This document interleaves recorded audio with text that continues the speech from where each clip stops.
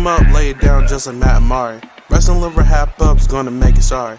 Feeling like The Rock cause I'm driving in Ferraris. And we coming every week and it's feeling like a party. Moolah Ric Flair, showing out like Bianca Belair, Best podcast, flush it in the air, Roman Reigns and we win it, don't care, No cap. Throw 'em up, lay it down just like Matt and Mari. Wrestling RHAPup's gonna make it sorry.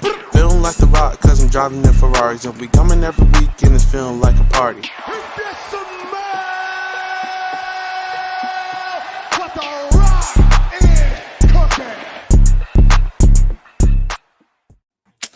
Hello, everyone, and welcome back to the Wrestling RHAPup podcast.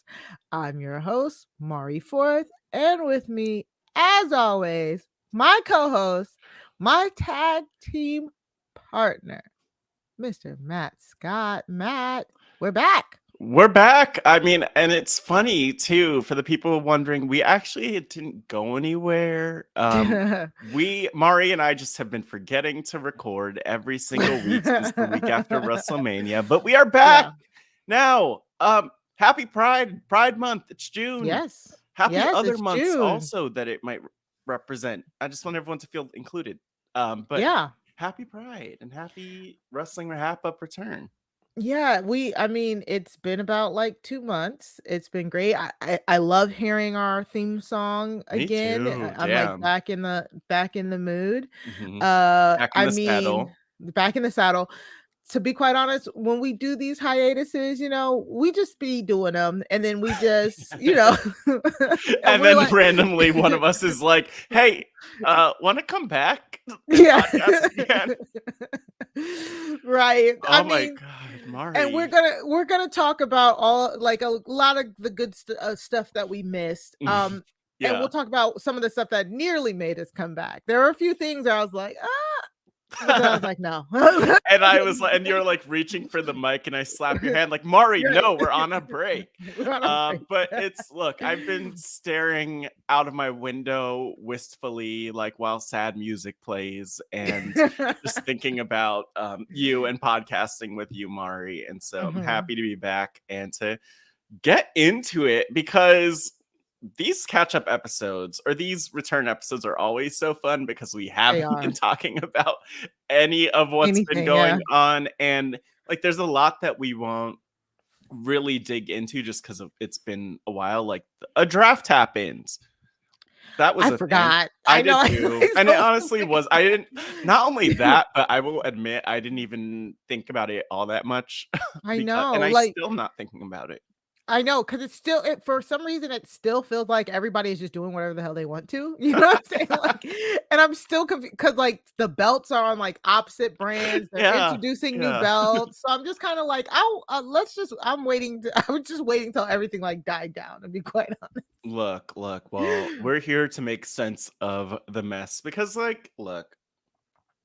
What people expect us to take time off. We'll take time off again in the future too. So yeah, exactly. Thank you for your patience, everyone. And I have to say, just before we get into it, like, I just love our listeners, and I love like the question threads and people coming in with like, you should talk about this, you should talk about this. So like, shout out to everybody. And we have a bunch of questions from you all, but just want to thank you all for being so supportive of us and being part of the show.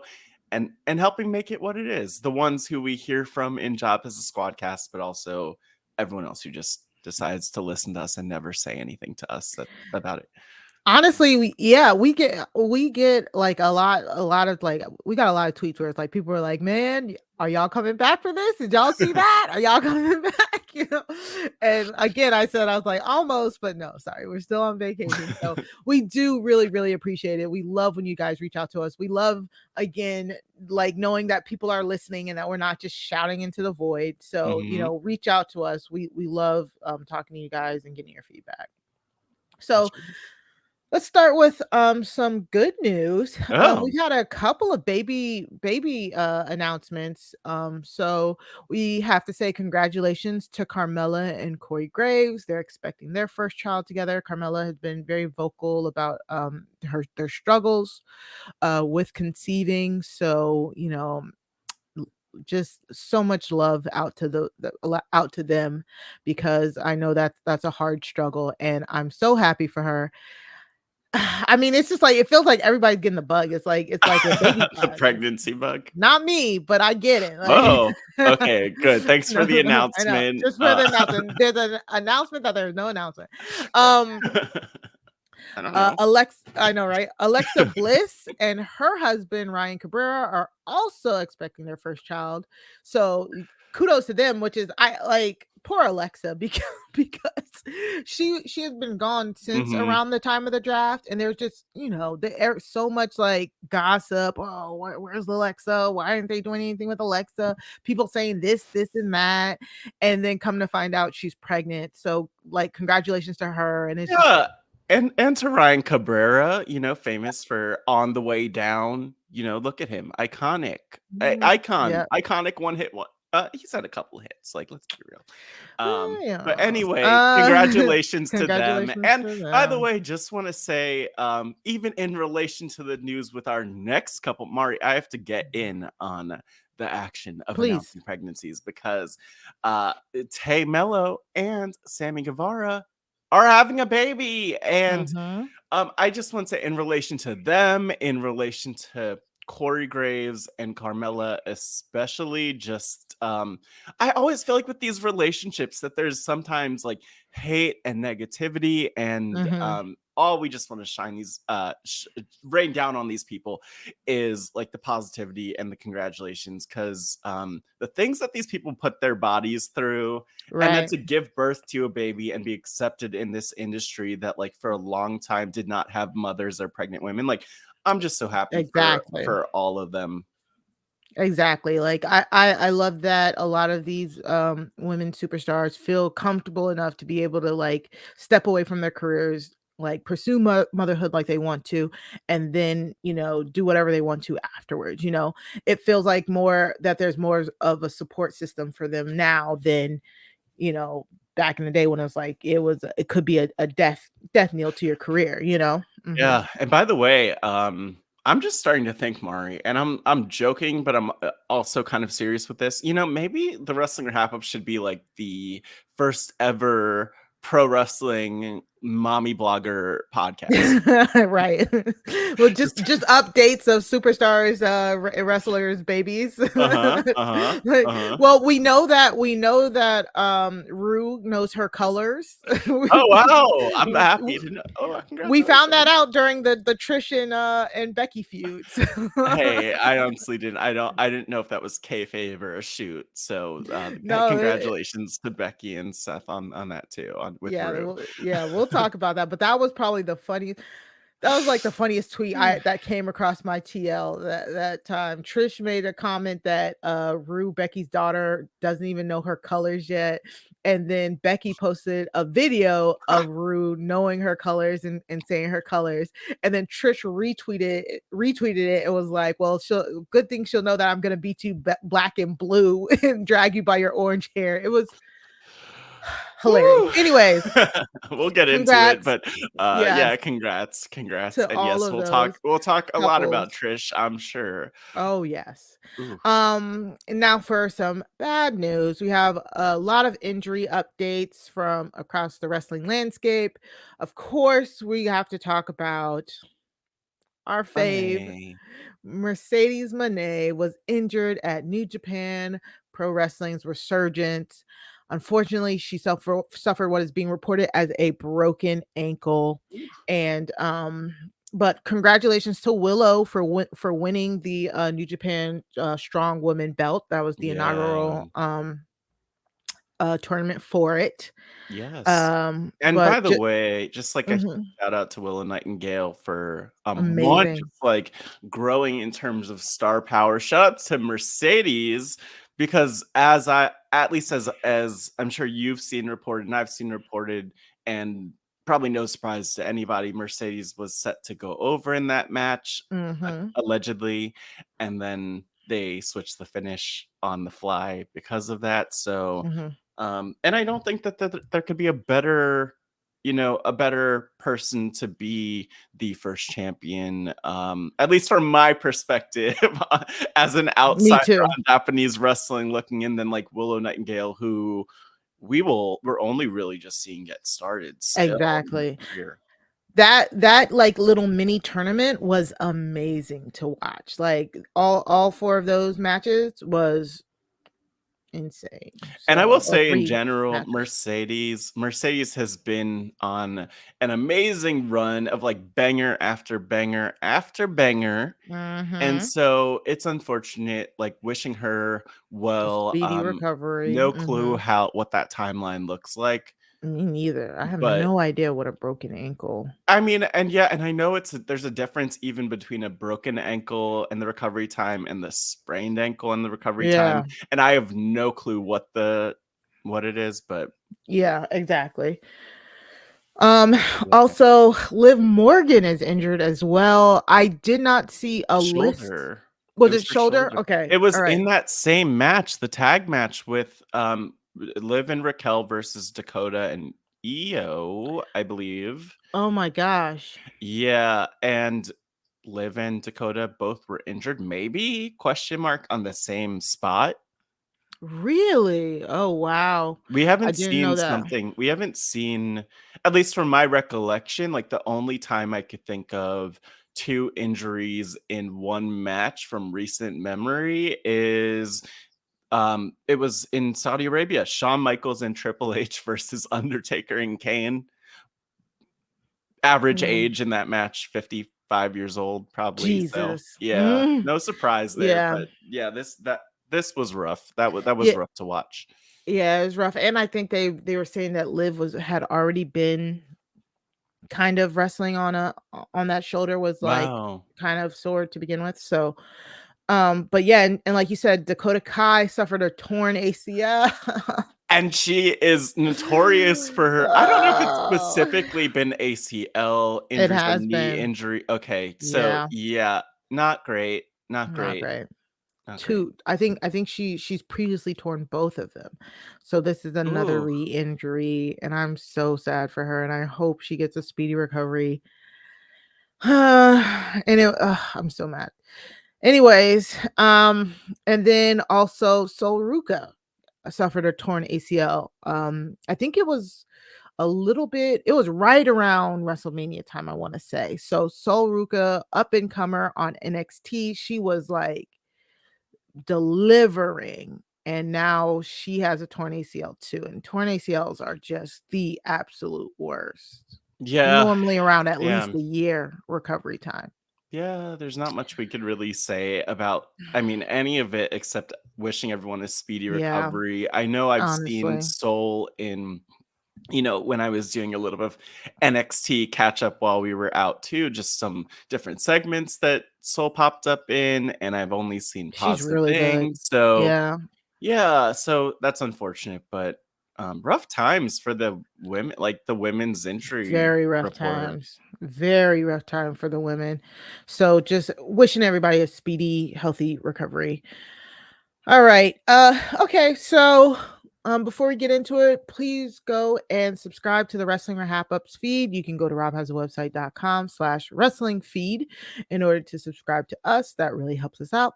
Also, while you're there, you can subscribe to the Rob Has a Podcast reality TV RHAPups feed, where you can get all of your reality TV recaps that we provide. It's a fun feed. Go to robhasawebsite.com/RHAPups feed. That's RHAPUPS feed.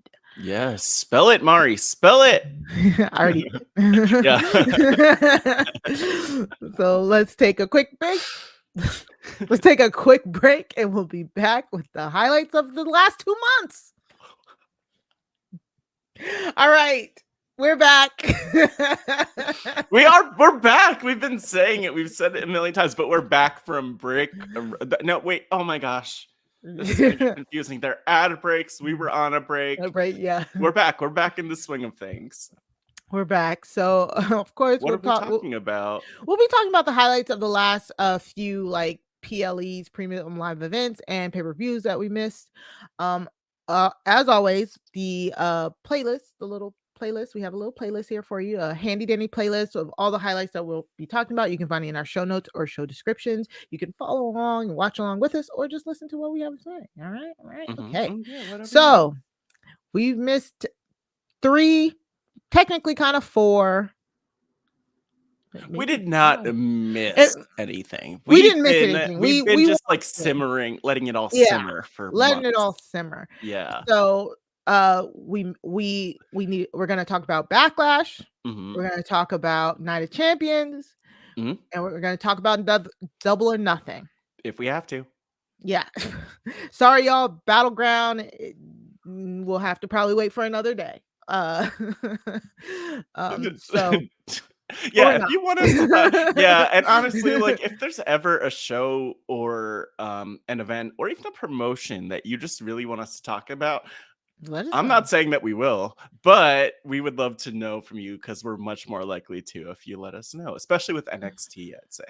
Yeah, because NXT, it's like we talk about it all the time, but it's just so hard with as much wrestling as we try to watch to like catch up on NXT, and I think they're doing like amazing things over there, especially with Carmella Hayes, Trick Williams, you know, the heel turn for Braun Breaker and all that good stuff. We're watching some of it, but it's just like we only got so much time on here. So that's right. And shout out to Tiffany Stratton to be the new NXT Women's I was gonna add her to the list that you just had. Yeah. And good to see her on the way up. Just kudos to her. Yeah. I read some weird story from the person who helped train her, a veteran whose name I'm blanking on, but very notable, who was like, man, she was a handful to work with. And I'm like, look, she's good. She's good. She's getting there. She's getting good. She's improving. And I'm a fan. And she also is the reason that we got a copyright strike one time. So she'll always have a fond place in my heart. Right.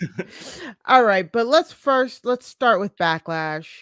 My God. WWE Backlash. It happened 3 weeks after we went on break, and I literally debated coming back for it. Backlash was probably my favorite pay-per-view from this year. It was so good. I feel from, like you're top to bottom. underselling. Like, I would almost say, I mean, I don't know. If someone said to me, it's my favorite pay-per-view ever that's not a WrestleMania or not like one of the big 4, Yeah. I'd be like, fair. Fair. And Exactly. the crowd really made that for me. Oh my gosh. Ooh. That crowd That was Puerto so Rican good. crowd, like it was amazing, and just like the energy.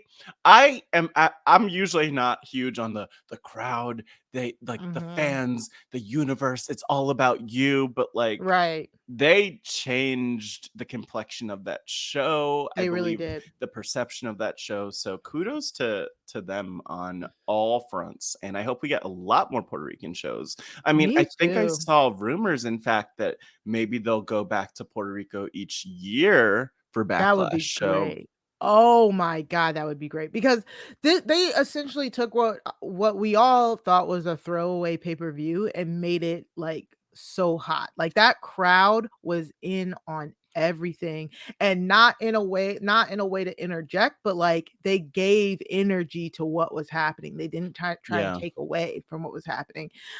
Ashley from the Job Hunter Squadcast Facebook group said their favorite was the crowd in Puerto Rico. I mean, honestly, amazing. And then we got so many like Puerto Rican cameos too, we'll talk about, but oh my gosh. And it just was a so side note, like in terms of things that jumped out, because there's a lot, there are a handful of things that we'll talk about with Backlash, but I mean, there was even one segment, and I don't know if this is the first time that this has ever happened, but one segment between, I believe, Rey Mysterio, Bad Bunny, and Savio Vega that was entirely in Spanish. Oh, I didn't even notice. I was just like, looking like this. I was just like, I did, and I was like, I don't understand. Right. But I was like, this feels historic. It feels historic. It's probably happened before, but like, isn't it wild that the company aka WWE, that's been responsible for perpetuating so many microaggressions, racisms, Yeah. stereotypes, hate crimes even. You know, isn't it surprising that they're the ones who are creating this space for like such a cultural showcase within wrestling? Like it's kind of Mhm. wild to me that Yeah. it's WWE and like not AEW and like not Impact. And so just kudos to whoever's responsible for what we got. Yeah, exactly. And we can't talk about the crowd without talking about Bianca Belair versus Iyo Sky. That match was phenomenal. It was phenomenal. It was so good. It took me like 2 seconds to kinda get over the fact that the Puerto Rican crowd was not behind Bianca, Mm. but it's okay because Iyo, like, wrestles, like, she wrestled in, AAA, I wanna say, Lucha Underground, so she's known to, like, the Puerto Rican crowd more, and again, she's also, like we said, like, one of the best women's wrestlers in the entire world. She traveled everywhere before she got to WWE. So she had a big fan base in Puerto Rico. Mhm. So all that being said, I think the best part about that match was they wrestled into it. They extensively did a Rock versus Hogan, and they switched Mm. characters, and Bianca wrestled heel and Iyo wrestled face, and it was amazing. It had me, I was like, I kind of can't wait until Bianca goes back to being heel, honestly. Or Yeah. even if she doesn't even need to do that, she can change it up like when she needs to, like this. But Yeah. like that match, honestly, if they would have put the belt on Iyo, I wouldn't have been mad at it. But I do think it was smart of them to keep it on Bianca, because I know a lot of people at the time were like, "Oh my god, Iyo should have won there. They could have created a megastar there." And I'm like, I Mm. get it, but you're sacrificing build for a momentary pop when Iyo looked so great in that defeat, because damage control comes out and basically costs her the match. So, like, which we all thought would happen. So, I thought the better story was being told was, you know, her losing here and creating tension among damage control was the better call. But the match was phenomenal. It was phenomenal. Yeah, and you know, there's a lot. I mean, you've said you took the words right out of my mouth, but you also referenced something that, ooh, like what if they did turn Bianca heel? And there's a world where they could have ec- I'm getting emotional, Mari. Mm-mm. But where they could have extended, we'll get to talking about Asuka and Bianca, but where Mhm. they could have extended Bianca's reign far beyond what they have, and she could have been a heel. She could have twisted around to that side of things, but Mhm. you also have to kind of remember, I mean, Bianca is very much in that John Cena spot in the women's division where Right. that's merch. That's like a lot that you don't want Mhm. to throw out by turning someone like her heel, because she is so beloved by the fans. And I think Exactly. continuing to lean into that is smart. A phenomenal match, my match of the night. I also feel like it had the greatest crowd reaction of the night, It did. especially for its spot on the card and like Mhm. the other things happening. And as you said, a breakout performance on the main roster from Iyo. You know, it's always really interesting to me of like, where do they go with some of these breakout performances? We'll get to it, but we also saw Yeah. Zelina Vega performing in another breakout performance, I would say. Yep. And it's really on WWE to figure out like how and when to capitalize on these Exactly. things. And even if they're not doing it right now, like hopefully they know you got to come back around to that because You have to. we won it. Exactly. Exactly. So, I completely agree. I think that this was the better call. And yes, they could have extended Bianca's reign, but we just kind of went through that with Becky. So I'm just glad that Bianca hit the mark, the longest reigning Raw Women's Champion. She is, of course, the longest Black champion amongst women or Yes. men in WWE history. So I was happy she just hit that mark. And we'll talk about Night of Champions, I was like, okay, because I truly, truly believe that Bianca doesn't need the title to be relevant. No. So I'm very excited to see like her next steps. And like you said, so she might not need to turn heel. She just might need to move into that tweener role and just bring out more of her old like her older mannerisms, like the girl and being a little bit more sneaky. Like you don't have to go, we talk about this all the time, that's coming from me, like you don't really need to have sometimes you don't need to have correct alignments for certain characters. I'm sorry. We're not going to go into this now, but I know we didn't talk about the former Black woman writer. I don't know her name. I don't have her name right in front of me, but who is suing WWE or was suing WWE. Oh yeah. Yes, and one of the things Oh, that she snap. referenced in that lawsuit, giving specific examples, is like they just wanted Bianca to talk in a way that was like very stereotypical. And I always just feel like with these different people of color in general in wrestling, like there's usually a gap in terms of like how they're presented or them making the most of that. I think we'll probably talk more about that later on, at least if I have anything to say about it. So yeah, it just like I hope that they do figure out the right place to put Bianca on the card. But like the awesome thing is she knows how to shine regardless of if they have the best stories and writing and like even filler story for her, other than her just sitting on commentary watching like the supervisor. Yes. The Black female writer who Brittany Abrahams. Oh, okay.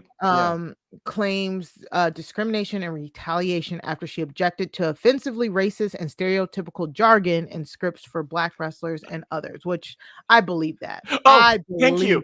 I literally, Mari, that's exactly what I was gonna say. And I'm glad that we're just touching on it now.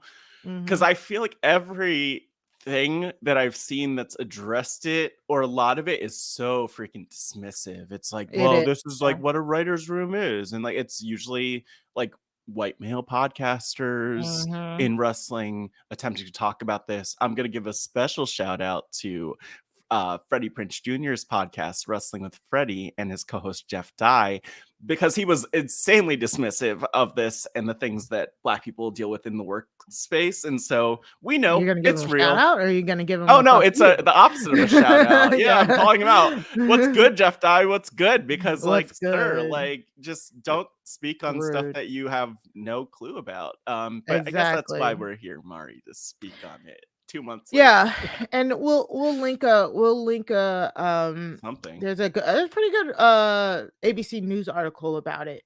And we'll link that in the show maybe notes, they even have a video or something on YouTube. We'll see.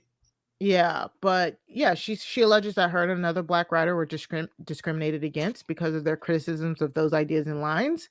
She claims she was fired by WWE in 2022 because she took home a commemorative chair from WrestleMania Dallas. I remember that. I remember that she said even though that was open practice among WWE employees and witnessed white employees doing that without punishment. Like that's something you can do as an audience member if you just hang around at the end of premium live events and go to the floor and take a chair. Like that is something that is so commonplace.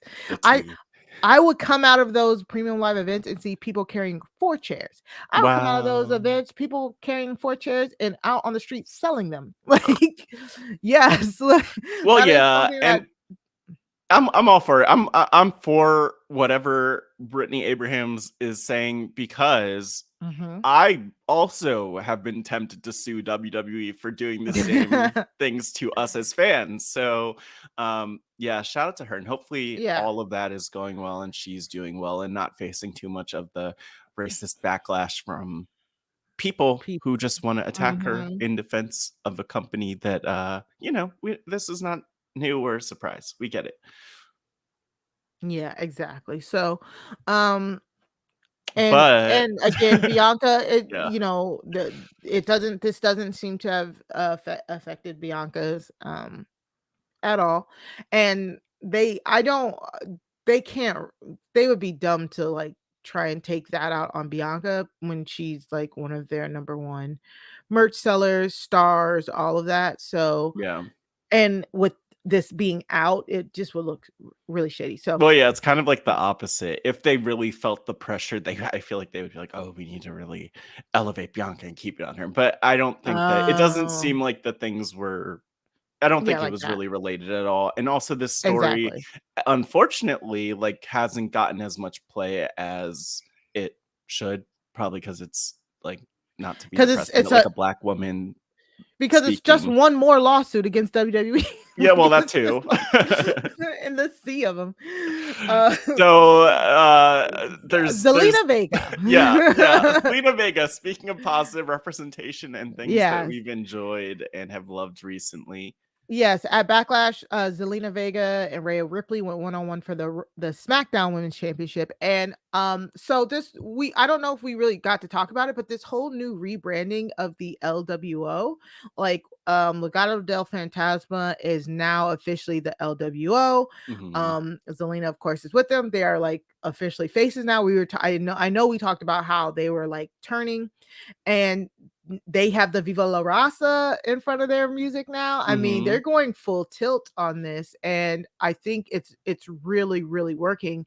And Zelina's popularity has not waned since Backlash. And this match between her and Rhea Ripley, the match itself was like maybe a handful of minutes because Sure. they're positioning Rhea as the Eradicator, so a lot of her matches aren't going past a few minute mark. However, Zelina took a lot of punishment in this match. There was like maybe one or two falls where you're like, could she do it? It was like, no. And again, some people were like, man, they should have put the title on Vega. And here in Puerto Rico, it's like, no, Rhea just won that belt. Right. And as much as that would have been a great pop for right then and there, it just doesn't make sense for the long-term booking. After she got beat, she Yeah. got to stay in the ring for a little bit and soak up that crowd adulation. It's putting her over like real big as a baby face. So this is a step in the right direction. And I don't know if we want to talk about it here or maybe later, but I did watch SmackDown last night, and Zelina Vega, I think, is the first woman to qualify for the women's Money in the Bank match, I want to say. So, and again, that crowd support is still there. She's in that match. Which is This huge for her. Yeah, I mean, a for huge her. change from that role that she really held as a manager. To Manager. to give a positive shout out to the podcast Wrestling with Mhm. Freddie, aka Wrestling with Friends. I was actually listening Yes. to an interview that she did with them, and just as context, like Freddie Prinze Jr.'s podcast is on this network, the My Cultura Network, which is all about elevating Latino and Latinx voices. And like Mm. she was talking about the fact that she never was trained to be a manager, and WWE just kind of threw her into that spot. And obviously she Mm. shined with She Andrade. did And so good. Yeah. yes, so I'm just saying, like, she's phenomenal, but she's a wrestler first and foremost. And I love to see her, like, them actually letting her wrestle. Wow, I didn't know that. I thought she was at least a manager in TNA. She's so good at that. No, I mean, and Wow. honestly, I'm so glad, so thankful for her moment right now. She deserves the She world. deserves it. Yeah. Yeah. So she's definitely riding high on that Backlash. Even though it's a loss, but I think that's what I loved about the two women's matches from that night is even in a loss, they elevated both of those contenders. Yeah, yeah, and I think they'll come back around to it again. They Like, will. I think, I wanna say last year there was a thing that kind of happened, and we didn't really know how to feel, but, like, Liv Morgan sort of had these, like, little spurts of being elevated here and there, and then Mhm. they kind of, I would say that this year they really came around with the Royal Rumble to kind of She got Money solidifying in the that. Bank last year. Remember, she got Money in the Bank She and was did, and then champion she last kind year. of got, you know, got Railroaded. railroaded after that. But then they kind of have been picking her back up to the point where she was just tag team champion. And of course, there's the injury. So I'm hopeful that for Iyo and for Zelina that they're just like, we're going to see great things out of both of them. Exactly. And then finally, the biggest highlight of Backlash, honestly, Bad Bunny. Oh my God. He was so good as the host in the San Juan street fight. I don't understand why this match didn't go on last. I can't remember what the last match was. Was it Roman? I don't know. No, probably Cody and Brock. It was Cody and Brock. Who cares? Because this match was so good. That crowd was so hype. Bad Bunny brought out the weapons. They brought out all of the Puerto Rican legends. When Savio Vega came out, I was like, yeah, it's cool. Yeah, this is awesome. When Carlito came out, spit in the face of people who don't want to be cool. Do it. That roof blew off its hinges. It exploded. I don't know if I ever said this, but I'm a huge Carlito That's hilarious. fan. I truly am. That's like not it's kind of random. It's so random, right? Like, yeah, and I just have to say, every time he shows up, he is looking more jacked than the last time. Each time, yeah. Like, so only because like that muscle dad bod. I get it. I see it. I see you. Back in the Carly. Back in that the time that he was like really big, it was, if I remember correctly, it was the time like Evolution and them were like running Raw, and it was so freaking boring. And like Carlito was like one of the better acts or whatever. And I just loved when he came out every time, spinning in people's faces. Didn't make sense. I'm just saying, like, and give this man a run. Give him a run. Bring him back. Give him a run. I know, because he came out for a Rumble? He did, like, within the last few years or so. He did, and again, that felt random, but yeah, it's like, bring these people back. Let them bring back our boys. Where they at? Come on. Yeah, exactly. So like I love seeing Carlito here. It was just amazing. That San Juan street fight between Bad Bunny and Damian Priest was so fun. I loved it. Kristen from Job Has a Squad Cast said, shout out to Kristen. Yeah. Bad Bunny being amazing. Also, I'm really enjoying the bit of a push they had for Mustafa Ali, and really enjoyed his match with Gunther. Other than that, that's bonus talk. Yeah, I'll get to that. I mean, we'll talk. I was gonna say, we'll also talk. There's so much to catch up on and talk about. Yeah. And we're gonna get to a lot of everyone's comments, but also there's some future stuff. Like, I think we need to talk more about Mustafa in the future, because they've been doing a lot.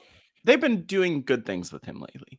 Yeah, I think Stephanie also said that her highs were Bad Bunny. I mean, honestly, he just did amazing. I just love when celebrities come out there and put their all into it, and he looks so great. And I don't. What? Far be it from me to give. He took a beating too. Far be it from me to give airtime to negativity, but I do think it is funny that there are certain wrestling fans who just don't get how big of a star Bad Bunny is. Like, he is the most streamed artist in the world, and like, people were literally singing his song as he entered. He is huge, and so this is like more surreal than I think people realize. One of my favorite things, though, has been sending this match or showing this match to anyone I see mentioning Bad Bunny otherwise. Like, just such a star. So good. I know. Yes, there we go. Exactly. Backlash was so good, y'all. It was amazing. I can't believe it was that good for like what was supposedly a throwaway pay-per-view, you know? Hey, I mean, everyone delivered. And I think the thing that's so cool is like the fact that you could put Bad Bunny and Damian Priest in a match, and it's like, what? Like, the fact that Damian Priest was in that spot is great for him. That was a weird ending to the show with Cody and Brock. I'm like, it feels like a fever dream. I literally forgot about it. And I know that we got a question somewhere about like how much. It's next. Cody and Brock, but we'll touch on that because I guess are we talking about Night of Champions, Mari? Yeah, let's move on to Night of Champions. Night of Champions just happened last weekend. Yeah. Wow. This past weekend. Mm. Night of Champions definitely wasn't as successful to me. It definitely felt like it felt like a retread of not only like WrestleMania, but also Backlash. It was like more repeated matches and stuff. Overall. So Stephanie does ask, how many more rounds of Cody versus Brock do you think we are in for? I don't know, and I don't. Please, not too many. Like, yeah, I mean, I don't. It's weird because they're doing a good job with it, I think. But we don't we just don't need it. Yeah. Yeah. Cody beating Brock at Backlash was like, oh, cool. He got one over on him, And then Brock, like, basically kind of like destroying Cody at Night of Champions. You're like, oh, yay, 50-50 booking. And so my only thought process is Roman has to deal with the bloodline. So I guess we're getting Cody Brock at SummerSlam or something like that. You know what? Not everything's for us, Mari.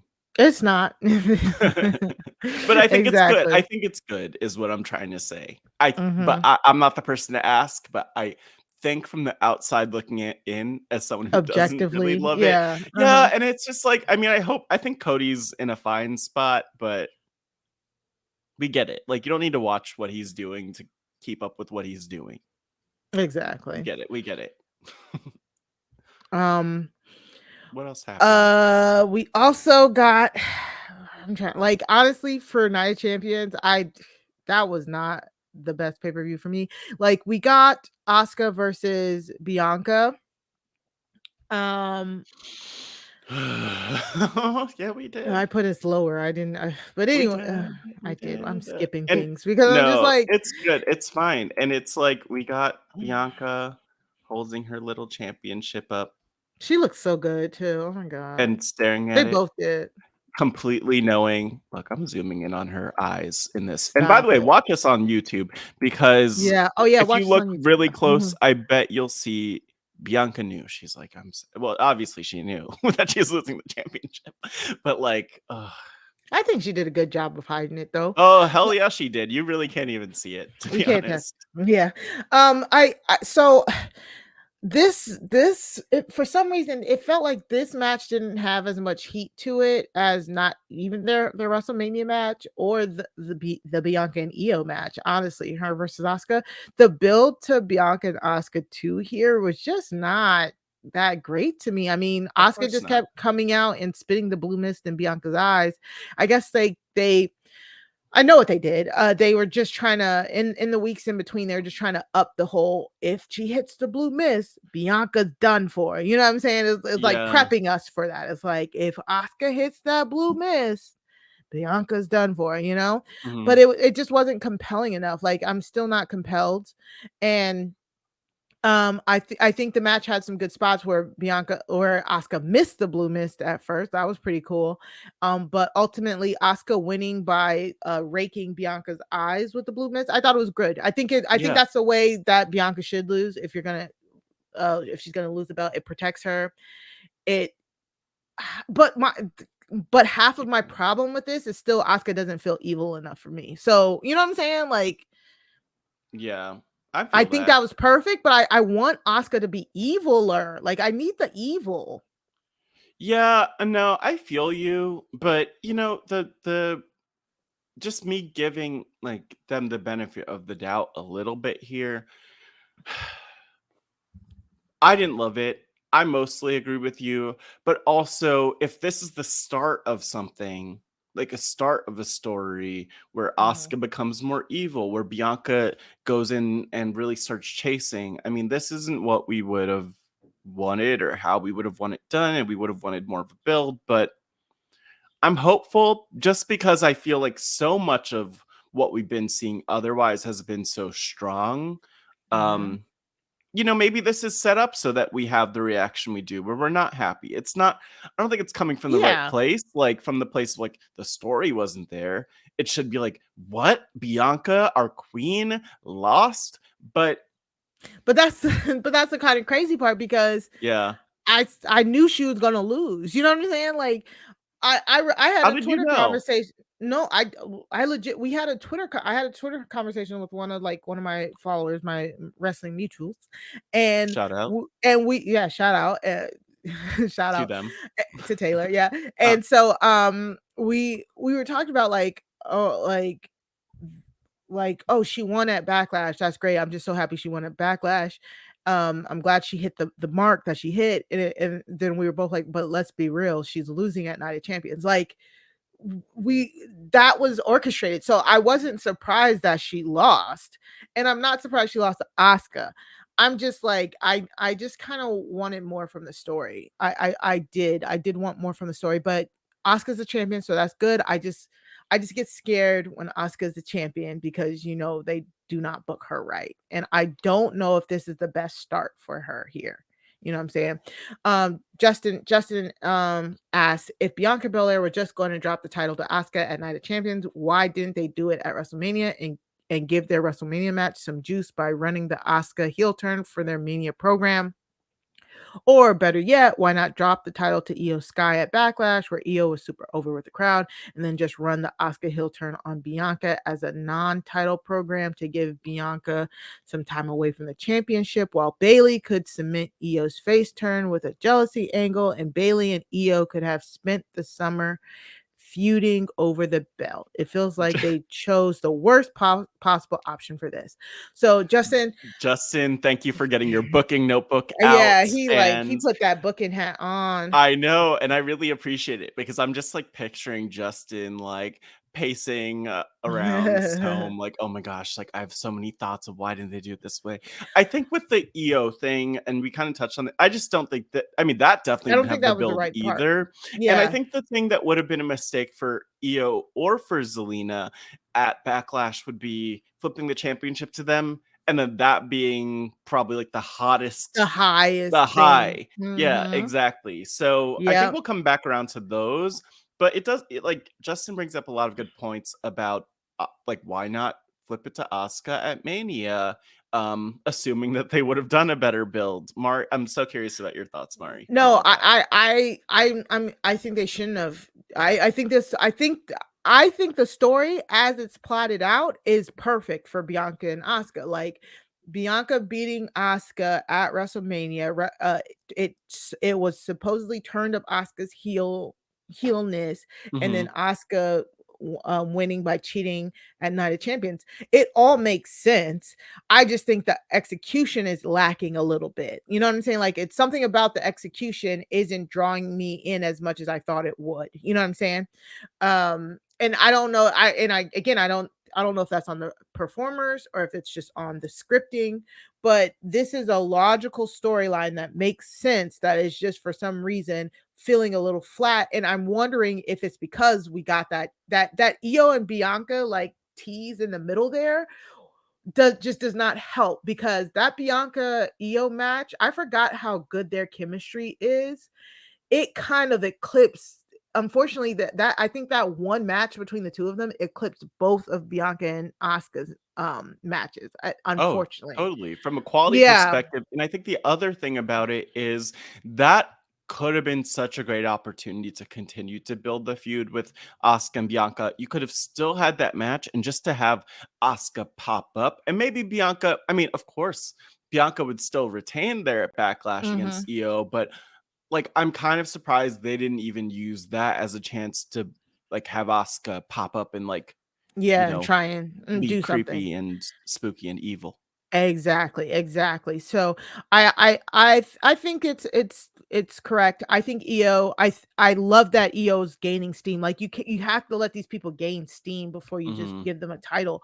And we know that that's the case because after Asuka won the championship, she was out on SmackDown this week, and basically she had a thing where all of her, all these people who are vying for Money in the Bank came out to like talk to him. But the biggest thing is Asuka was on the Grayson Waller effect, talking to Grayson Waller, and then Io Sky came out and they were able to speak Japanese to each other and have a full promos Uh-huh. in Japanese, and people were behind Io.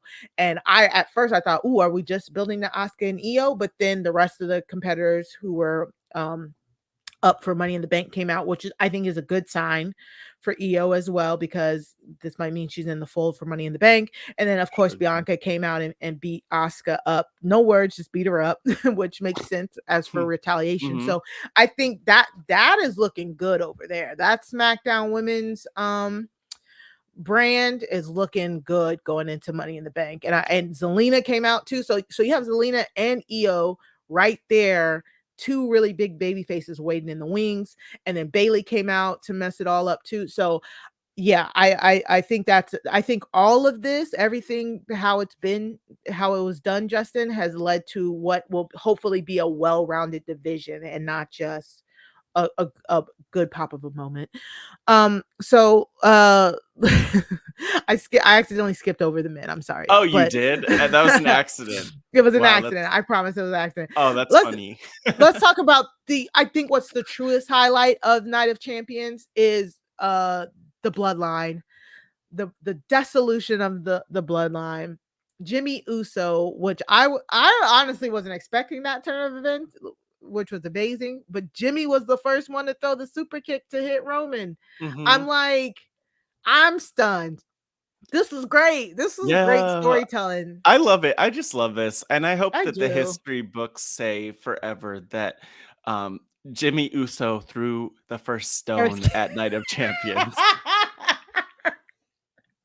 Not the first brick, even. Jimmy Uso is the pioneer for long-term storytelling.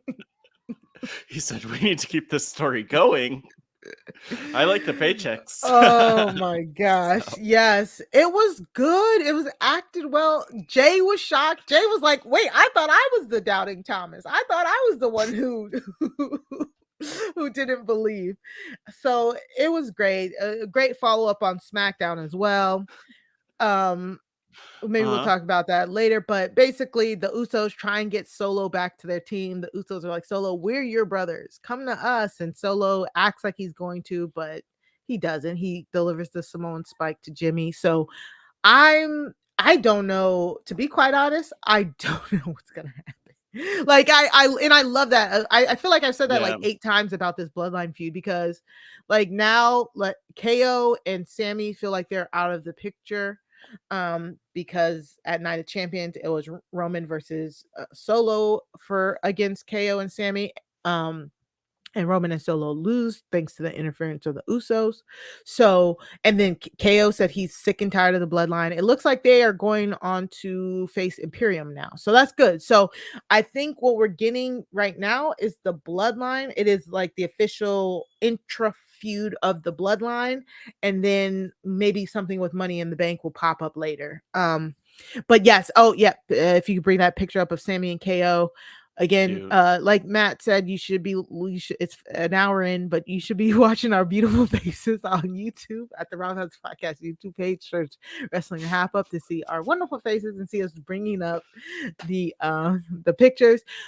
Shout out to Sammy. This is the first time that Sammy has performed in Saudi Arabia.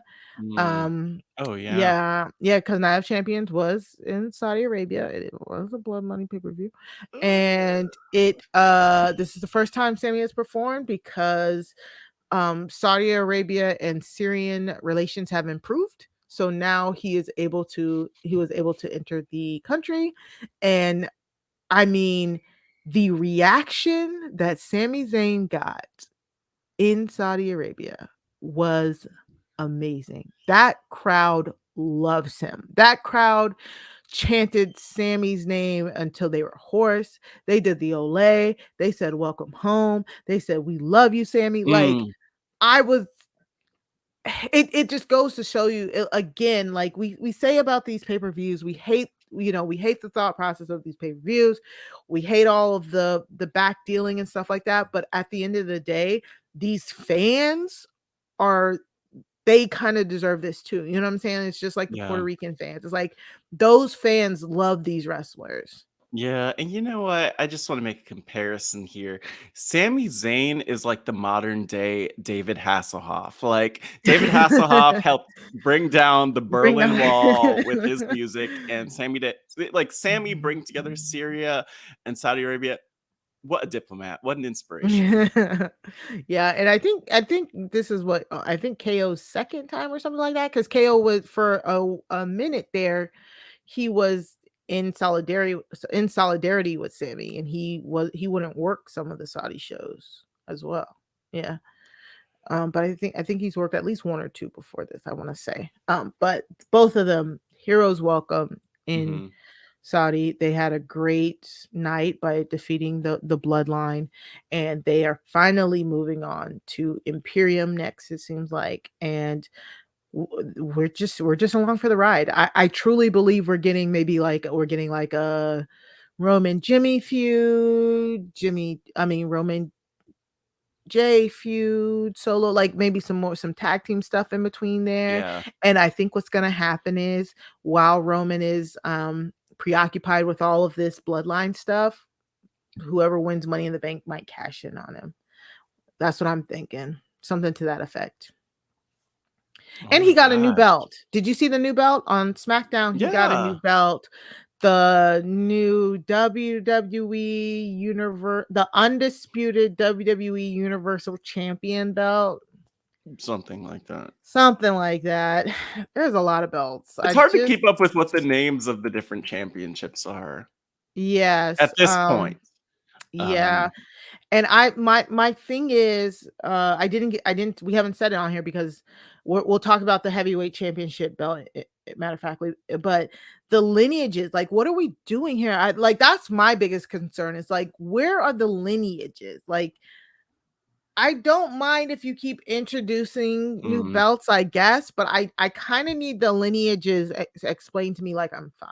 You know what I'm saying? Like, so is this undisputed WWE Universal Championship belt? Is that belt like the lineages of both the original Universal Championship belt and the old WWE title? You know, the old new WWE title. Like, I'm just, yeah, we have the picture of the belt up. And Paul Heyman And Paul Heyman with staring. the old belts. I know there's too many How do you feel but you about know the what? new belt? I don't I just feel like it had like a filter put on it, you know? Like a Yeah, little bit of a a filter, gold filter. like a sepia or like rose type of Oh, filter is what it is giving. it is So giving that, I yeah. mean, I don't really think I personally don't care about the lineages all that much I do. because I feel like WWE I understand why you do, because Mhm. WWE has really made us care about the lineage, like even down to the announcers referencing Bruno Sammartino, this person, that person, and not even just with the world championships, with all of the championships. And so it's great that, bouncing back to Bianca for a second, that she could have that record-setting run, because what Exactly. it does is that it makes it so that the lineage is more relevant and present. But I honestly don't think I care all that much about like the direct lineages. I like the dotted line where it's like, okay, Roman's the guy now. Who was the guy before? Or who were the guy, so to speak, who were the Mhm. guys before? And I mean, in retrospect, in 20 years, Mari, we're not even going to remember which championship belt was which. We'll just remember that that person was the champion. So that's why it doesn't bother me all that much, mostly because I don't even know what to call the championship. But I do like how it looks, I think, compared to a little bit. Like, I didn't love the blue strap on the previous one that he I had did. to do I with. liked the blue Universal Championship belt better than the red Universal Championship belt. I mean, I don't really like either of those. Mhm. It doesn't matter. Yeah. But yeah, it's just I'm assuming they're trying to get away from the colorized brand specific belts. So, and Yeah. we did get a question about that. Should they just change the name of the women's titles like the men's, the Raw title, because the Raw title's on SD and the SD title's on Raw, or maybe they swap on SmackDown. They didn't do that. So And then, Endeavor took over too. We talked about that. So I'm hoping if they're changing all these belts for the men, I think they probably should change the belt for the women too, because it doesn't make sense. This is the second time we've had to deal with like the Raw Women's Champion versus the SmackDown Women's Champion having to either just switch the belts, or they're staying on the brands. So I'm wondering if we'll get like women's heavyweight champion versus women's universal champion. That'd be kind of cool. Something like that. Women's WWE or women's champion. that's definitely an option. Or we could even be bold and go the route of just, and maybe this is a little too complicated, but just give the championships their own names for the women. Like That's what I mean. I always think of Jade Cargill's TBS championship as an example, where it's like, where's the word woman in here? What? But I'm okay with it. I'm okay with them not spelling out that it's like the women's championship. Yeah, so that's the thing. So now that they have the WWE Undisputed Universal Championship and the WWE World Heavyweight Championship for the men's, that means they would have to find two completely new names for the women's belts without including women. Or they need to call it the Men's Universal Championship and the Women's Universal Championship. But you just said you didn't want them. No, I don't want that. I don't want them doing that. So I just don't think they're going to change anything, to be honest. But we'll see. It's a great question. Yeah. Yeah, it is. It's interesting. So, and speaking of the heavyweight champion, Seth Rollins was crowned the World Heavyweight Champion at Night of Champions. He beat AJ Styles. This is a pretty good match. I mean, it's AJ and Seth. It was a good match, and I think I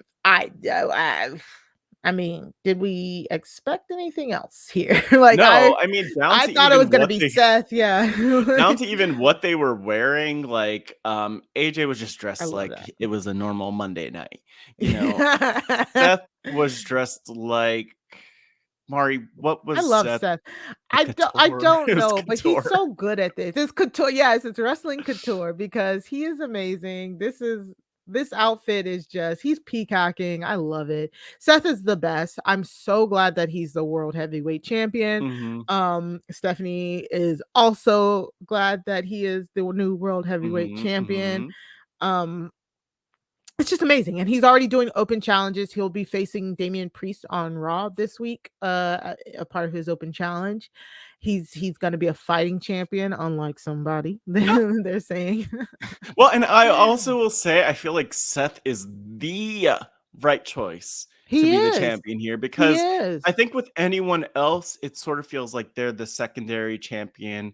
I feel like Seth is legitimized, or I think he legitimizes the championship so much more because he's so beloved, but also just the performer he is, and he brings everything. Like, I just don't think that I don't think even Cody would have been the right choice here. I think for Cody, if Cody would have won it, I think it actually would have not looked as good, because it's like, sir, you're chasing the champ. Like, it really works that like Seth hasn't faced Roman in like over a year, and when he did, it was like a great match. It doesn't feel like a step down, because I mean, honestly, the moment they had unveiled that title, everybody was like, oh, so it's a participation trophy because y'all can't beat Roman. Like, people were legit saying that, so it's not, though. It's not, because we will see, I mean, maybe timing wise, sure, like, it didn't make sense for someone to beat Roman now, but like, that man Roman will not be champion for that much longer. Like, maybe until WrestleMania next year at best, but like, I don't think he's gonna be holding those belts for too long. Yeah. So shout out to Seth. He deserves it. Shout out. And finally, how did we feel about Trish and Becky? Like I said, Trish and Becky have been having a phenomenal feud. Oh my gosh. When I tell you Trish Stratus is my favorite women's wrestler of all time, like, this is what I mean. Like, this is what I mean.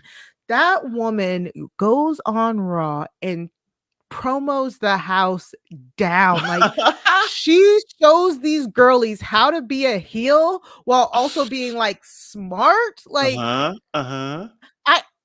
these are two mothers, and they have legit brought their kids into it. And Yeah. as a mother, I have been like, get her again. Like, it is amazing how this feud has progressed.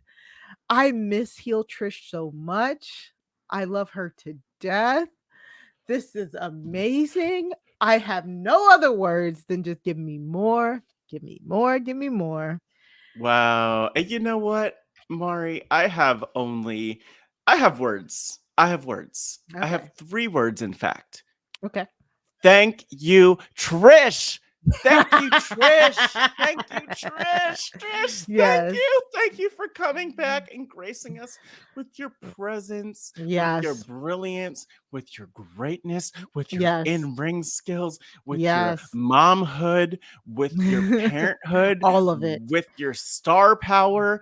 Literally, in between all this, she got the star on the Niagara Falls Walk of Fame or whatever she got the key to the city. The key to the city Nice. for Niagara Falls. Mhm. But she's got the key to the city, and that's how she gets down. It is time to rock and roll, and Trish Mhm. Stratus is in control. I love that woman so much. She's so good. Like, so good. This run, like bringing back one of the best women's wrestlers to ever do it, and then have her be a heel and have like us eating out of the palm of her hand in a good way. Like, I still want to see her get beat, you know, but that's still mother also. Like, it is so good. You know, they did align. Zoey Stark is Don't now be a aligned hater. with. Don't be a hater. I'm trying not to be. Don't be I'm a hater. trying It's not to be. perfect. I know. I know. I know. I get it. Who did they align her with? Trish Stratus, Zoey Stark is now Trish Stratus's protege. She helped Trish Stratus beat Becky at Night of Champions, and it's perfect. I get it. It's perfect because Zoey Stark has the charisma of a Oh, thank you. Yes. hamster. So, pairing her with Trish Stratus makes a lot of sense. It makes so much sense, and I get it. And I think this Uh-huh. is a great spot for Becky to be in. This is a great non-title feuds. We love when we have written women's non-title feuds, and this could ostensibly go on. It could go on for I don't even care. Keep You know going. what? Zoey Stark has the charisma of a hamster, but the intensity of a rhino. Like Mhm. she is so intense, and I really do Yeah. love to watch her walking to the ring. I love to watch her in the ring. I Mhm. will say it again for the Survivor fans. Just something about Zoe Stark is giving Sarah Lucina for me. It Sarah does. Which Lucina, a cop. Sarah Lucina, a problematic, not fave. Mhm. And you know what? I'm into this. I'm into Okay. this. I'm really Mhm. into it. Not from the perspective like Zoe's in the perfect spot. She's She gonna be is. used perfectly here. She's not gonna Perfectly. be the champion. She's not gonna beat Becky, and if she does, good for her for a match. But I don't know. I really like it. I'm into Yeah, it. it's great. It's honestly, it makes sense. It totally makes a lot of sense, Building a and I'm star. I okay with mean, it. They are building a star, we've been yes. talking about Iyo and Zelina, but to put Zoe in this spot is surprising. But I'm I so love glad Trish. it's her as opposed to like, someone who's already been established. Now there are other people we might slot in. I get it, but Mhm. this is her. This is a good spot for her. This is a great spot. This is a great feud. I love it. I love it so much. And if you're not follow it on Twitter too, because they are going back and forth on social media. Like I said, it is so hilarious. Thank you, Trish. Thank you. Thank you, Thank Trish. you. Thank Thank you, you. Trish. Thank you. Thank Thank you. you. All right, let's take a quick ad break and we'll go into Double or Nothing. Okay, so Double or Nothing happened on Sunday as well. And I watched the whole thing. Are you okay? Yeah, it was cool. It was cool. It was cool. You know, it was cool. Um unfortunately, again, I hate I do hate being like negative and stuff. AW does not post their their clips on YouTube. So like we have to like source them, and there's some stuff there. But I feel like we really got, y'all know what we're here to talk about. We got to talk about Jade Cargill. Oh my God. First Just off, Mari, could you, for the video version, could you just put my screen in black and white, because I'm gone. in I'm mourning. deceased Yeah. after this. I'm in mourning. I don't like this. Where's my Yeah. black veil? Right. Well, I want to talk about the good things first and Oh, foremost. yeah. Okay. Good things. Yeah. First and foremost, Jade was accompanied to the ring by Big Boss Vette singing the song Pretty Mhm. Girls Walk Like This, which if you are on TikTok, you've had to have heard the song at least a million times. And her sorority, Alpha Kappa Alpha Sorority Incorporated, where they did Step. This is Yeah. I love how on the announcement they said this is the oldest African American sorority in the country. This is true. The AKAs were founded first. And I just love this for Jade. She looks so good, and she's with her sister Steppin, and it's just it invoked the same type of feeling that I got when I watched Bianca's entrances. I Oh, love this so much for her. I loved it so much for her. I love her being just so unapologetically black. yeah. She had her shield and her logos on her knee Mhm. pads.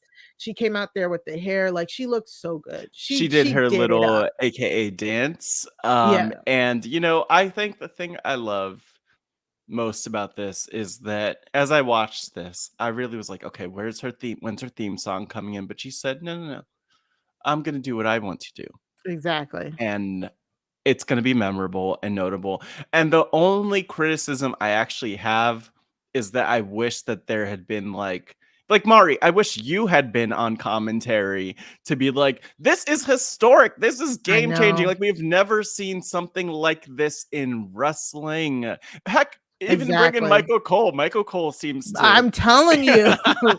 Oh my god. That's exactly like I you know, honest to goodness yeah. for all of our listeners who listen to AEW, who watch AEW regularly, like how is commentary for y'all? Because that Mm, is literally for the sure. one thing that gets me every time when I watch AEW like pay-per-views and stuff. I'm like the commentary is blowing this for me. Like anyways, yeah, no, I agree. I thought this was amazing. I love that. Like, shout out to Tony Khan for reaching out to Big Boss Vet and having her perform and having like I get Do you know paying that the rights for that song. I don't know. did Tony Khan reach out? Do you know I mean, this? you know what I'm saying. Because Whoever what I because assume that's happened licensing stuff. what I assume happened is that Is that Jade gay? said, Probably. "Here's my idea." Well, no, Probably. actually, you know what? No, not even what I assume happened.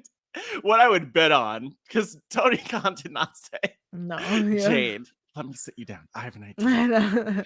But you know what I We're mean. gonna get all of your the black your black girl. I don't what's the sorority like. I don't know what that like. What? No, she definitely had a She came up with yeah, concept yeah, yeah. Mhm. and a very successful 508 day Mhm. reign by Jade Cargill. I mean, I think that there's all you could always speak to like it just wasn't always the most exciting thing, but I was always excited for it. Me And too. we'll keep And going and honestly, talking about it, but it yeah, it I'm getting keeps emotional. showing it keeps showing how like how much pull Jade has because also remember she had Trina at one point. Like she I is mean, Bow Wow was really around Bow Wow, she's randomly. really trying to connect with like the culture, with our culture. Like it's amazing. And that's why we are on here talking about her Yeah. specifically every chance we get because she's making an effort to connect with people who might not watch the product. And I love that for her and I love that about her and I love that she literally has personally said that it is her mission Yes. to bring people who look like her to this product. And so I love her for that. And they no matter what, they can't take away that 508 days, you know? No, they can't. Yeah, And yeah. it's interesting because from my perspective looking at what happened, and of course we'll get to talking about that the just the everything that happened after her entrance. But I mean, you're right. They can't take that away from her. And my only thing is that I just feel like if the company was run by different people, they might have had a stronger understanding of her value to the point where I'm we telling could have you. had compelling story throughout each of those 508 days and beyond. And we don't know where things are going, but I mean, we know who the company is run by, and it's not people like us who might see like, oh, there are so many other ways to do this that's bigger, that's building more buzz, that's bringing in like just more of that energy. But Jade is flawless. Jade is flawless if you Yeah, ask she's me. doing a great job. Yeah. Mhm. So she had a match against Taya Valkyrie, which formerly known as Frankie Mone over at WWE NXT. Mhm. So you absolutely know I had to watch this match Yeah, because same. I love Taya Valkyrie. Love Jade. That match, banger. That match Right, was of course. good. And they've had a good build to it Mhm. too. Yeah, like I was, there was a couple times I was like, "Oh snap!" Like Jade just got her shoulder up, and Yeah. it was a really good match, a really good hard fought match, and I love that they did that because it felt like Jade barely escaped Taya.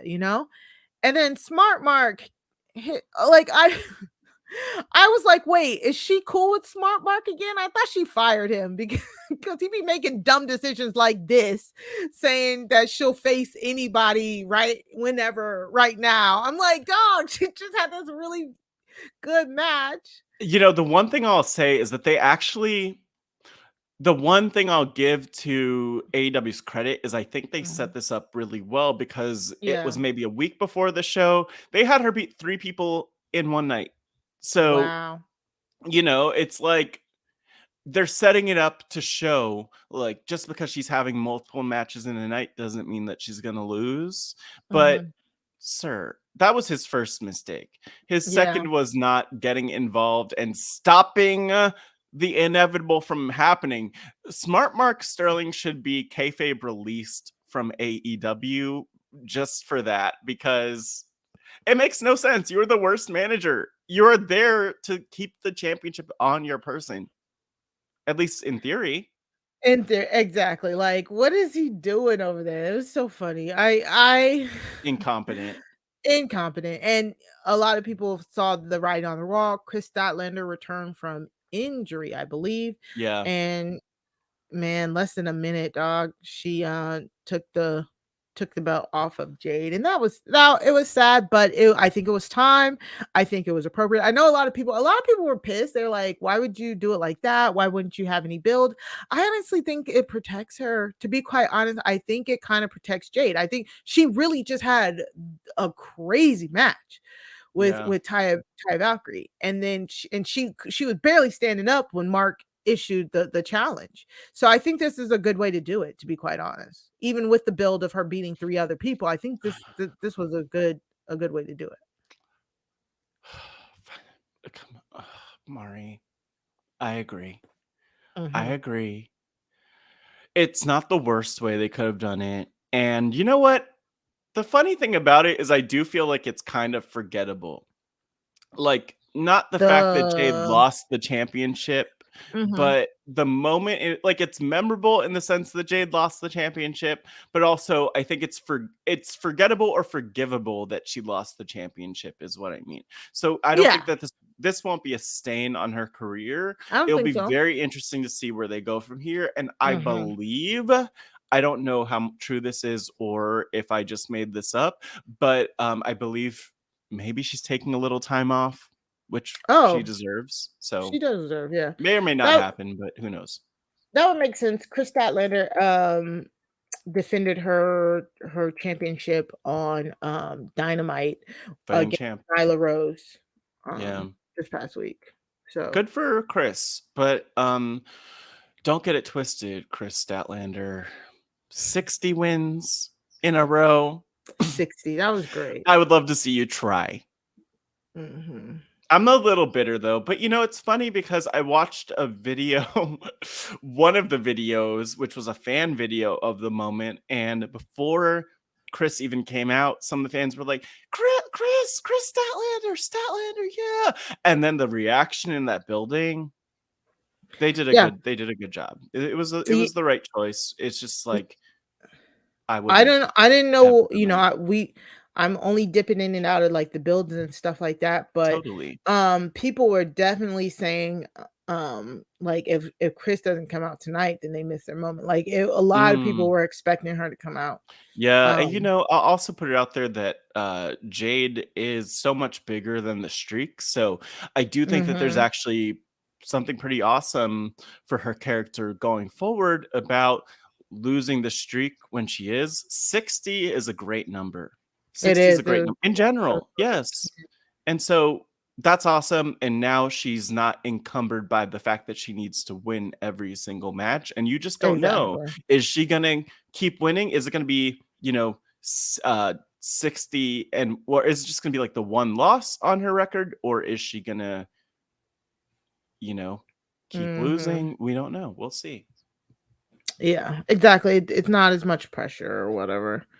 But yeah. Okay. How do we where are we going? We gotta talk about the trios open challenge. So again, I'm on record. I love a good open challenge. I love a good open challenge. Sure. And the current trios champions are the House of Black, which love Malachi Black, aka formerly known as Aleister Black, him, Brody King, and Buddy Murphy. Well, Buddy Matthews, formerly Buddy Murphy on WWE. They are the current trios champions. Love them down. Julia Hart. Is she okay? How's she doing? I don't know. I love how creepy she is. She's the weirdest, the funniest character. And I mean, I'm glad she's committed to it. I have watched like a couple matches, I think between her and Anna Jay, because they've had a little feud going on. Yeah. Ooh, fun times. The two of them are very interesting. Yeah, but who's more interesting?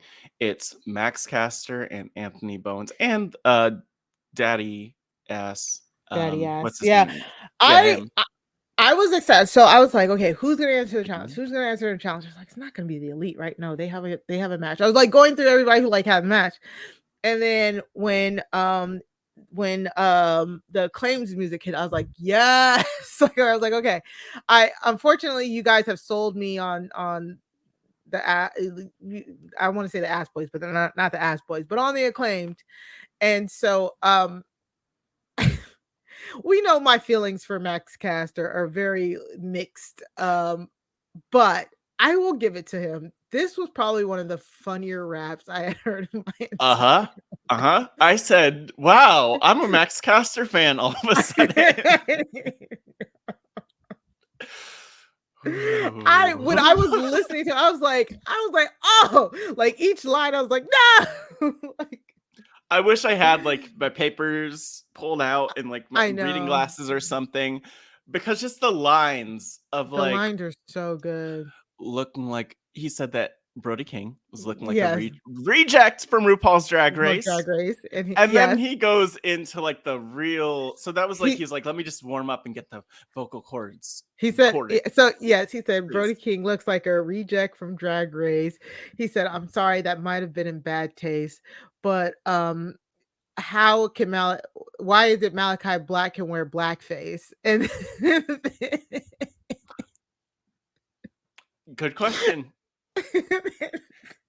And it's funny because they kept cutting to the ring, but he had his little hood on, and I'm like, don't show your blackface, sir. Oh, I was dying. And then he said, what did he say? Buddy acts all ominous when he Yep, there you go. Yeah. I was like, what am I reading here? He's like, Buddy acts all ominous when he's getting cucked by a kid named Dominic. Yeah. How's it House of Black with no black guys in it? Was another line, and we don't need a special rule to beat your emo asses. Yeah. So it was a That was lot. good. I'll give it. I It was have good, to. and then they lost, which I'm like, They did great. lost. It all works Which out. made sense because when I saw them, I was like, yes. And then I was like, wait, Daddy Ass is their third. I was like, why? Like, pick a different third. Like, shout out to Billy, but like, He's amazing. there was a lot of old people on that card. I'm Why are sorry to you say gonna be it, a but hater? I know I am. I'm a Old hater. people are the best. Like So I Jeff thought. Jarrett and Christian Cage and So the one with the gun, Arn the gun, Anderson. Arn Anderson wasn't there, yeah. Yeah, bro. So they pinned Daddy Ass too. So I think that Wait, Mari, what did you just say? Could they you repeat pinned that? they pinned Daddy Ass to retain the House of Black. Pinned Daddy Ass, and because of that, I really think. Sorry. I'm still laughing at Max Caster, but I think that they could really keep this feud going. This is a pretty fun feud. I think what they should do is they should go on a search for a third. Like that's what they should do. Like that would be like the fun storyline. Is like Max Caster and Anthony Bowen's like trying to interview a third person so that they can go for the trios championship. That'd be funny, and I don't even know who they would come up with. But I would love to see that happen. So I hope it keeps going. I don't remember if they did anything. I don't think they did anything on Dynamite this week. Yeah. So I really enjoyed that match. That was a fun match. I think it was they had some late babyface surges and stuff like that. The hot tag, I think the hot tag for what was it, Max Caster was pretty big. It was really good. So I hope they get more of that. I truly do. I'm looking and it doesn't look like they got anything on Dynamite. Yay, wrestling. Yeah. And I didn't watch Rampage last night, so I'm not sure. But that was fun. I really enjoyed. I think those are my two favorite matches from Double or Nothing. Wait, what did you just say the two favorite ones were? Jade Cargill and Taya. Oh, that was and then okay. Wow. the Acclaimed match. Okay. Those And are my favorite. It's funny because I haven't seen anyone say that, but because I think that the Taya Jade match was so like that's not the story that you walk away from the night with. Which, by the way, let me just make a comment here that I think it's goofy how Kris Statlander won the TBS championship and then got the confetti. Right. And they're like, isn't that weird? This is a shock. Like as soon as the commentator said this is a shock, the confetti went. I was like, is it? Because y'all had the confetti ready. Yeah. So I mean, who knows how that works? Yeah. But whatever. Yeah, and then I did watch the four pillars match. There were like some really cool spots, like when each one of them did a callback to their mentors, like they did like a special move from their mentors. I thought that was really cool. The match itself wasn't that entertaining to me, only because I pretty much figured MJF would win it. I said I watched the whole pay-per-view. I did, but I was also cooking at the time. So I missed the Anarchy one, the Anarchy in the Arena one, which I heard was really good. So I'm kind of mad about that. But overall, not too bad of a pay-per-view. I will say, like, my only problem with that is that I feel like AEW goes to the Anarchy in the Arena type of thing a lot. So like type of thing I say, because I don't know if it's always explicitly an Anarchy in the Arena match, but like we just had Chris Jericho and Roderick Strong have a match all over an arena a couple weeks ago. Like they just do it. I mean, I love it, but and the thing is about the Four Pillars match, like that match is happening now, and maybe it wasn't like the hottest match and we knew MJF would come out of it, but with them being the Four Pillars, like we're gonna see so many replays, so much footage of this over the years as their careers continue. So it's good that it happened. It felt a little inside baseball to me, like, oh, the Four Pillars. Oh yeah, that's the thing that you don't talk about on the show as much, and it's more like a social media hardcore fan thing, but I'm glad that they kind of have been acknowledging it, and we got the match finally. Yeah, exactly. So yeah, that was it. Like I love FTR, but And I'm glad that Mark Briscoe got to do the special guest referee, but I didn't believe Jay Lethal and Jeff Jarrett as challengers. Christian and Wardlow again. It was like there wasn't much believable. Yeah. I mean, shout out to Jeff Jarrett and Jay Lethal. I like me an old person and someone who impersonates old people sometimes. Also, Tony Storm won. Yeah. Which because Hayter's injured, right? Or something? I don't even know, actually. I think I'm reading it here. Jamie was injured entering the event. So I think that sounds familiar. And at some point, Mari, we should like catch up a little bit on the Outcast story and what's been happening there and just talk about it. Because I think it's good to just touch on, interesting. I'd be interested in your thoughts. Probably not amazing, but we'll see. That's Mari blinking. Mari, can you blink again? Yeah. So, but no, I mean, I get what you're saying. I know. I'm not saying it's good. I just mean like Saraya is there and Ruby Soho. I love and Ruby. Toni Storm. So we'll talk about it at one point sometime in the future, right? We will. We are right now. We will. We just did that. So Hayter, they basically jumped Hayter before the bell. It was so funny because I was like, literally, I was watching. I was like, okay, they're beating her up, and I was like, wait, has the bell rang? Has the bell rang? They just kept beating her. I'm like, can y'all get them off of her long enough to ring the bell? And then Toni Storm wins. So very interesting. Sheeta came out. Only Sheeta came out. That's another thing. I'm like, good guys need better friends. Like they truly do. Especially in AEW, you would think that there'd be more friends, but because they have so many people just hanging around there randomly. Yeah, I wonder if this is just a way to eventually get the belt back onto Britt. I don't freaking know. I mean, the hard part about this story is that, I mean, well, yeah, it's like it's an AEW Originals versus we're not going to talk about this. I guess Baker. I guess Britt Baker did come out. I don't remember seeing her. I don't know why I didn't. I remember seeing. I mean, we saw Britt Baker. No, we saw Britt Baker during the Adam Cole Chris Jericho match. That's what I thought. Yeah, that's what I thought. Anyways, and then Britt Baker and Adam Cole had a match against Jericho and Saraya on Dynamite. Yeah, they did. They had a match. All right. I was like, oh, we're going into recapping Dynamite now too. No, we're not. That's it for the pay-per-views. That's it for all of those. Let's just we got to talk about cut to the finish. What do we have to talk about? I know. We as much as we want to cut to the finish, we have just a few more things to touch on real quickly. Mari's problematic faves, is it? Shayna Baszler is not problematic, and she is my fave. I do not know this other woman. So Ronda Rousey and Shayna Baszler win the WWE Women's Tag Team titles. Yeah. They beat. Let me see if I can do this off the top of my head. They beat Shotzi and Raquel, Chelsea Green, and Sonya Deville, and then the other people. Bailey and Iyo. Yes, I would have said the same thing.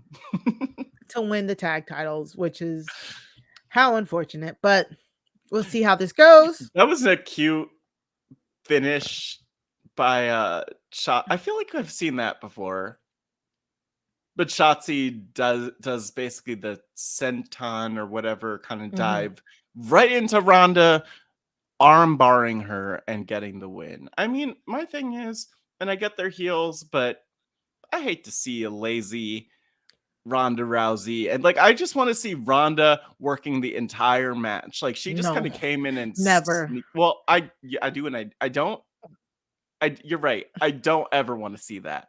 But in theory, if you're gonna win, like at least just be present in everything. Shayna is carrying this team on her back. I love Shayna down. I literally got into a Twitter argument about somebody called Shayna boring and with no charisma. I said, "Are you blind? Are you You have insane?" no charisma.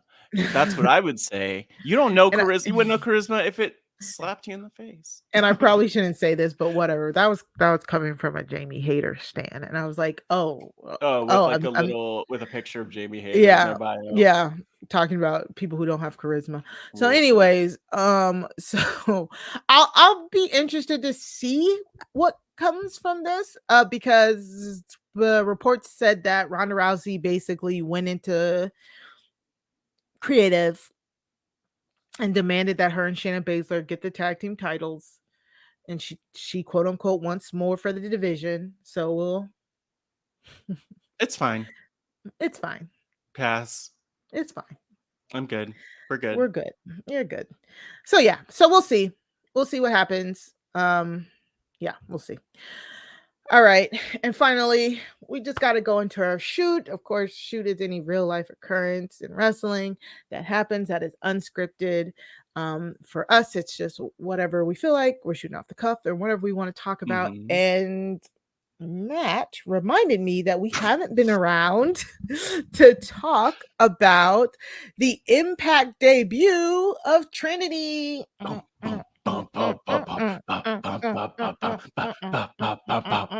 Mari, Yes. I did think about playing her theme song on the podcast, and I know we wouldn't get a copyright strike from Wrestle and Flow, Josiah Williams. Wrestle and but Flow, yes. I don't Josiah. think we'd get the copyright strike. So I'm just saying I don't know. we might need to have a podcast dance party with Right. Trinity, who showed up in Impact and who So has been good. gone from our screens for far too long, but the Far right too amount long. of time at the same time for her. And Mhm. ooh, She I'm looks just so happy for good. her. And I by the love her way, so much. let me just say I love her too. And I just want to put out, since we're on the topic of theme songs, love her theme song.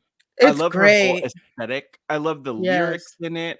I love how it's like talking about like feeling the glow. She's talking about how she's Still glowing, inspiring. still She's shining. talking about how she's taking a risk, even, Mhm. which I do believe in going to Impact. You know, she could be anywhere. She could be on Yeah. WrestleMania again. She could be in AEW. She could be in New Japan. But she decided that Orlando and Impact and wherever else they show up were the place to be. And I love that for Mhm. her.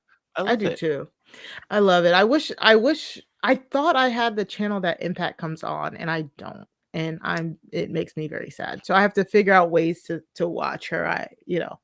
I want to do it legally Okay. because I want to support and show that I'm with the ratings and stuff, but I don't know how to do that. So reach out to me. Let me know if there's a way that I can watch Impact. Yeah, in order to Trinity, reach support, out to other us. than just other than just watching her matches separately in other ways. But she is so amazing. I'm so happy for her. Her first promo back, she really seemed like she picked where she wanted to be. She talked about the locker room has been so amazing to her.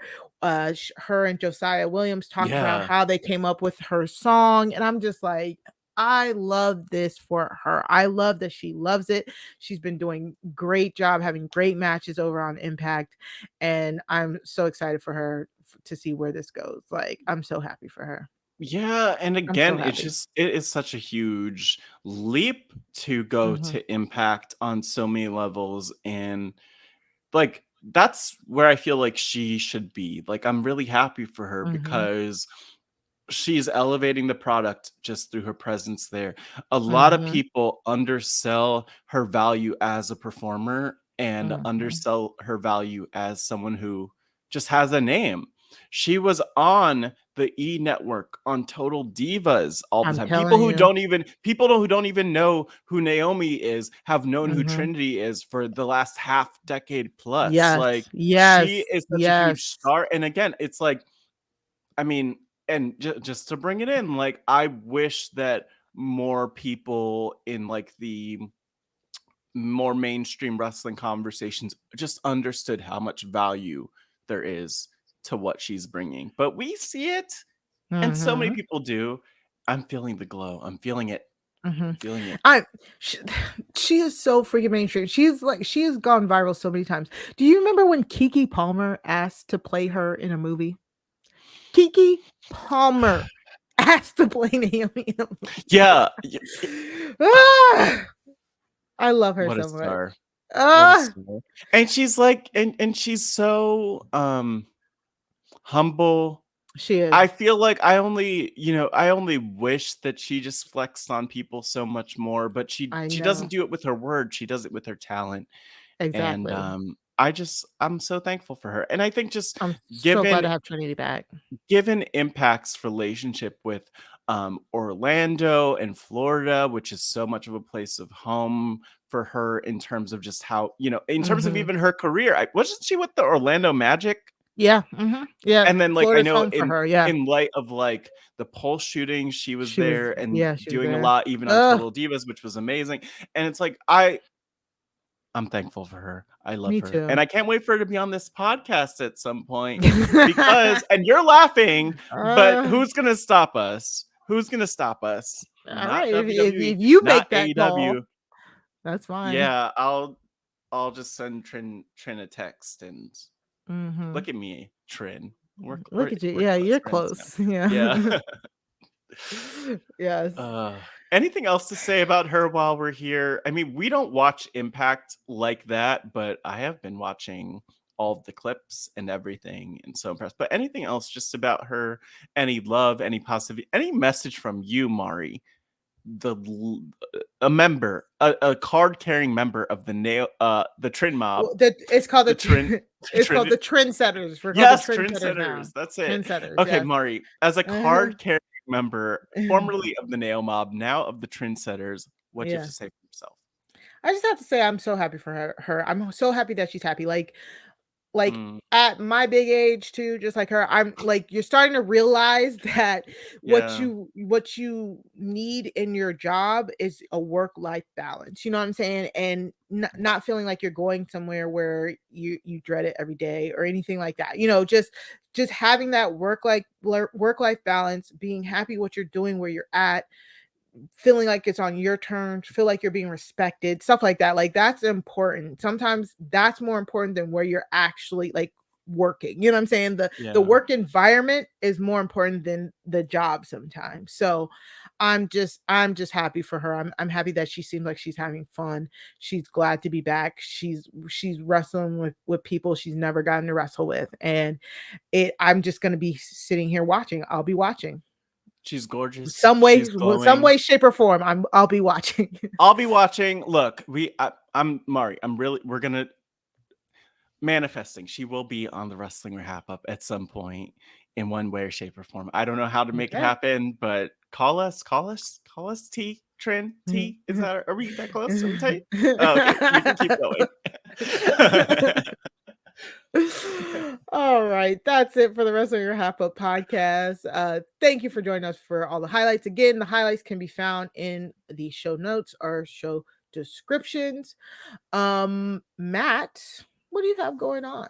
Oh my gosh. Well, returning from this podcast break, really. But actually, I think I could say, other than, of course, being here on the Wrestling Wrap Up, and of course, you could find me on the Twitter and things at Matt Scott GW. I am currently stirring the cauldron, getting some Mhm. stuff ready for my next season of Pod Friends, where I interview people in the Rob Has a Podcast Network community. So that should be coming up sometime this summer. Of course, I'll keep people updated. And also stirring the cauldron when it comes to the Pride Has Spoken podcast. As I mentioned at the top, it's Pride Month, Yay. and we are just strategizing, me, Grace Leader, Evie Jagoda, on what that looks like this month. So stay tuned, and you can check out Pod Friends, robhasawebsite.com/podfriendsfeed. I have not done that plug in so long, so I'm just glad I remembered it. And also you could subscribe to The Pride Is Spoken at robhasawebsite.com/pride feed. But again, follow me at Matt Scott GW. And Mari, where could the people find you? Well, every week, me and Sarah Carradine bring you True Crime Tuesdays to RHAP with our true crime review podcast called Crime Scene. We review true crime documentaries, docuseries, and we tell them if they're good and if you should watch them. We just dropped Victim Suspect, a review on the Netflix documentary. It was amazing. It was a great documentary, a very easy watch and very, very sad. It's about how sexual assault victims would go to police officers to report their sexual assault. They would then be basically bullied into recanting their reports, and then they will then be the police will file false report charges against them. It was a very eye-opening documentary. Yeah, very eye-opening. I didn't know things like this happened, and the way it is produced, it could be a true crime classic. So definitely go check out that documentary. Victim Suspect is victim/suspect on Netflix, and then go listen to us talk about it on Crime Scene by going to robhasawebsite.com/crime feed to listen there and to subscribe there. Of course, you can find me on Twitter at Mari Talks Too Much. That's 2 like the number 2. And you can find me on my Twitch stream, twitch.tv/Mari Talks Too Much, where I will be streaming our Duck Duck Goose games whenever I play with the squad. I should be playing tomorrow, so definitely go subscribe there. Also, I play a horror fishing game every week. I had to take a break because I was on vacation, but I will be back at it this Wednesday at noon playing Dredge. We are nowhere near finishing it, but it's been a fun ride and we're just taking it slow and fishing scary fish. So come hang out. Yeah, very deep. If you have any questions for the Wrestling RHAPup podcast, you can always follow us on Twitter at Wrestling RHAPup. That's at Wrestling RHAPUP. Or you can send any long form questions to wrestling@robhasawebsite.com and we'll read your emails on the show. Of course, you can join our unofficial Facebook group, the Job Has a Squad Cast Facebook group. You can by reaching out to us and we'll get you an invite to that. That is such a fun space. It's where we sourced all of our questions. Thank you so much to everyone who left a question. For the people I didn't shout out today, Edmo, thank you so much. Alex, we love you. Also, Julianne, Rulo, Mike, everybody Jacob, yes. So thank you guys from Job Has a Squadcast. We just love the support that you guys give us, and we love giving that back to you. Seriously. Yes. Also, anytime is a good time to subscribe to the RHAP Patreon. You can go to www.patreon.com/RHAP to become a patron, where you can get exclusive podcasts and patron 5 for 5s and access to the patron Facebook groups and Discord. It's a fun time. So definitely go and subscribe there. It's been great. Take a breath, Mark. Just a deep. We did it. We're back. I'm back in the swinger. We'll also the dust is gone. Dust off our shoulders. Hopefully we'll be back next week, figuring out scheduling around that, because we are in DC. It's DC Pride, all the things. But we're just excited to be back and to do this thing with and for all of you. And thank you again, everybody. Mari took all the words out of my mouth, and happy to be back. Yep. Remember, wrestling is for everybody, but not all wrestling is for everyone. Happy Pride. Bye. Throw 'em up, lay it down just like Matt and Mari. Wrestling RHAPup's gonna make it sorry. Feeling like The Rock cause I'm driving in Ferraris, and we coming every week and it's feeling like a party. Muller Ric Flair, showing out like Bianca Belair, Best podcast, flush it in the air, From the rings and we win it, don't care, No cap. Throw 'em up, lay it down just like Matt and Mari. Wrestling RHAPup's gonna make it sorry. Feeling like The Rock cause I'm driving in Ferraris, and we coming every week and it's feeling like a party.